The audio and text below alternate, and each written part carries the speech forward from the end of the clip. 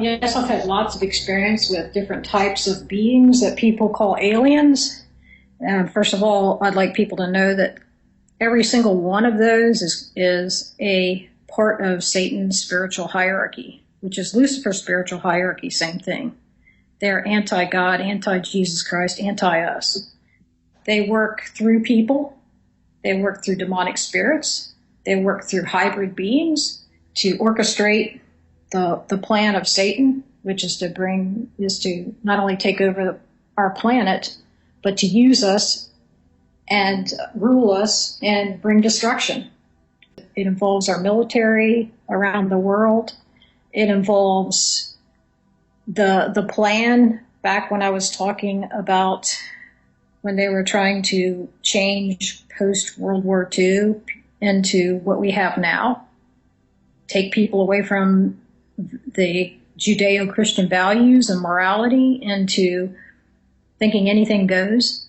And actually, the goal is to be in agreement with Satan and what Satan wants, even though many people don't believe in Satan, but they're still in agreement with what Satan wants. Satan needs to use people in order to get stuff done because humans have dominion and authority that those beings do not have.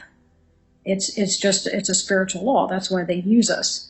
One of the attack plans to get going on changing people's outlook on the Bible and to get people more in line with Satan's plan was, number one, they were going to do several things at once. One was to increase UFO phenomena. At one point, the governments would be saying that it doesn't exist. On the other hand, they were going to increase the UFO, the people seeing UFOs. More people were going to be abducted, and this was to get people to. One of the reasons was to get people to think outside of the box, to start looking in physics, which would lead them into metaphysics, they would also at the same time, another part of the plan was to be teaching Darwinism in school from elementary school on up, pushing Darwinism, which is evolution, because Satan's plan is based on the lie of evolution, spiritual evolution, physical evolution, and that it's spiritual evolution that pushes the physical evolution. That's a lie, but that's what Satan's plan is. That's such a diabolical lie. So the part is, if they're introducing the UFO phenomena and also the thought that there's highly evolved beings that have technology that we don't have, that some of them are going to talk to us and show us the way, then it's going to take us away from the Bible. It's going to get us to follow them. So at the same time, church infiltration. It's also to send in the people like what my mother was doing and to get people to buy into the metaphysics. It's to tell people that they're more highly evolved, that they can understand better the higher teachings. They aren't higher teachings. They're lies. Okay, so it's, if you want to study physics. But the fact is that the metaphysics that are being pushed are, and through churches, are from the pit of hell, so to speak. They're from Satan himself. And that is part of the plan to get people away from Jesus Christ and the truth, who is Jesus Christ.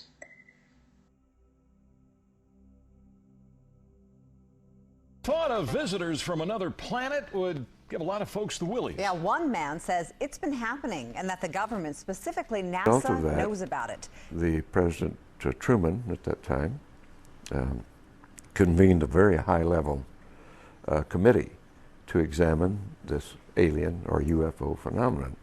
They did come to the conclusion that it was alien, and the military rightly came to the conclusion, if they're hostile, there's nothing we can do about it.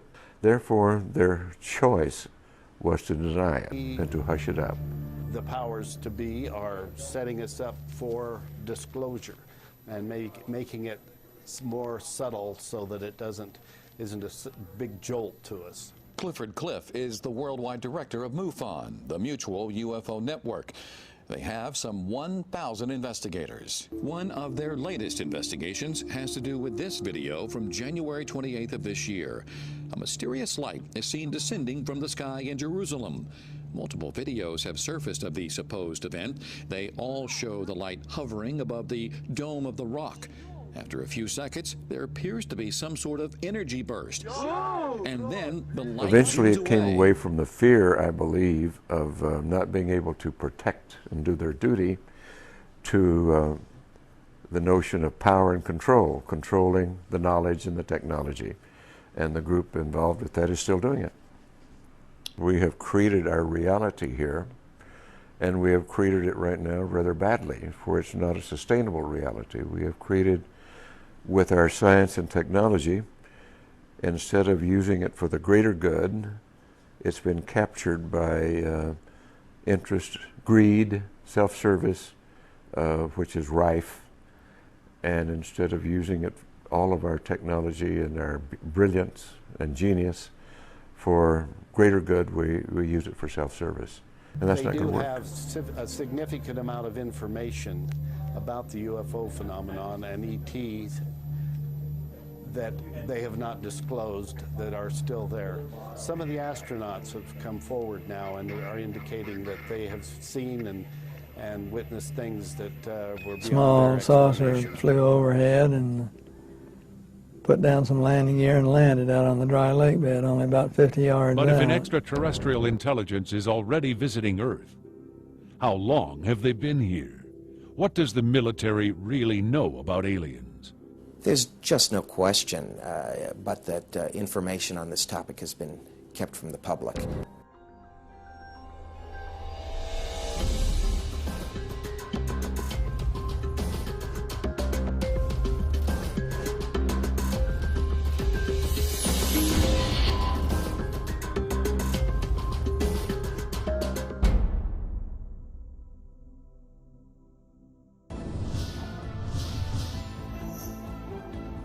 One of the things I wanted to point out to you before we get going, something strange did happen in space.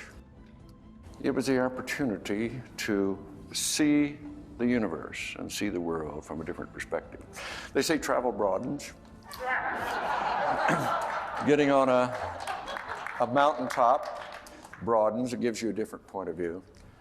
Well, being able to look at Earth from an ET perspective was pretty wow. Let me tell you a little bit about it because it did get this whole thing started with me. It was the peak experience, the eureka experience, an epiphany that made me realize I had to change the way I was thinking. Okay, so most of you are probably already familiar with Astro-not, Edgar Mitchell, and all the associations he's had with the UFO disclosure narrative over the years, and even last year he was connected to a couple of the Podesta emails from WikiLeaks and things like that. And I was familiar with that stuff too, but I guess I didn't really notice until now that I've been doing all this research dealing with the quantum mysticism aspect. Maybe I just didn't notice it before, but all of his stuff having to do with the Noetic, the Institute for Noetic Sciences and everything, which is this new age psychic research he's been doing since 1973. I mean, shortly after he supposedly walked on the moon, he left NASA and got right into all this new age propaganda. And of course, when you hear him tell his story, he always says that it was this like eureka. He actually describes it as a mystical experience that he had on the way back to the Earth. Where he realized that everything was connected and it was all, everything was one, and that he had to go explore the mysteries of what he was feeling. But of course, as most of you know, he was already a Freemason before going to the moon, and a member of the Order of Demolay, so two occult societies there. So for him to claim that he was just this left-brained, cold scientific thinker is basically just as much of an outright lie as is the claim that he walked on the moon. So the whole thing really serves as this springboard into all the rest of the work that he did, in conjunction with all the other, UFO conspiracy lore that, that permeated since, and even in Hollywood and everything else, and he's just a part of that narrative. But of course, the New Age side is very much ties into the whole quantum mystic. You know, he actually talks about this. This is actually this big lecture that he gave on the quantum hologram idea. You know, he's talking about remote viewing and psychic abilities and mysticism, and, you know, it's just the same old crap. And it's interesting because I just went back and was listening to some old interviews with Carolyn Hamlet, and again, I probably had never noticed before when she was talking about the metaphysics and how the UFO and alien thing ties into the push for the metaphysics, which is just the same old occultism and witchcraft, but being packaged as science. And it's all the same, all these things are interwoven, and so it really brings you to the point where the only way you're going to understand fully how all these agendas are really part of one agenda, how they all tie in together, the aliens, the quantum deception, the fake NASA everything, the fake space, is if you understand the spiritual side, the satanic agenda. And I was just going to close with some clips from this really great documentary I found recently on the whole conspiracy involving the New Age movement and its foundations with Theosophy and all that. And if you don't understand Theosophy, then you really don't understand what Freemasonry is all about, what the alien agenda is all about, you know, the quantum mysticism, everything. It's all, you have to understand the occult connections behind it all. So here we go. The founding of the New Age movement can be traced right back to the 19th century through Theosophy. Theosophy is the group that popularized the belief that we are moving out of the age of Pisces into the astrological age of Aquarius, which to them is an age of the unity of humanity, an age of enlightenment, an age of heightened spiritual consciousness. Now, Blavatsky's influence came from her writings. Her first book was entitled Isis Unveiled, and was published in 1877. She then started a magazine called Lucifer Magazine.